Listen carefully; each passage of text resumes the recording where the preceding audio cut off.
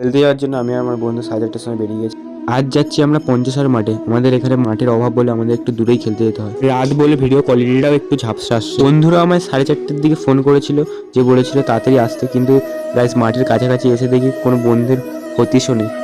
তো আমি আমার বন্ধু মাঠে প্রবেশ করেছি, কিন্তু অন্য বন্ধুদের যারা আমায় ডেকেছিল তাদেরকে দেখতে পাচ্ছি না।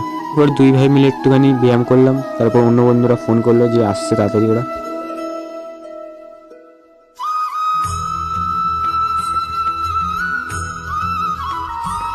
অবশেষে দুজনের খোঁজ পেলাম প্রায় 10 থেকে 20 মিনিট দাঁড়িয়ে।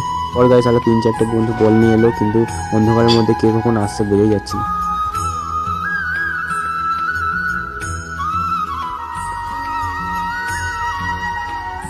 তো গাইস ফুটবল খেলা হচ্ছিল বলে ফোনটা রেখে দিয়েছিলাম, আর ভিডিও করা হয়নি।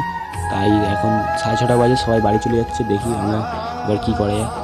আপাতত অন্য ছেলেদের সাথে আমরা ক্রিকেট খেলতে শুরু করে দিয়েছি 4জন।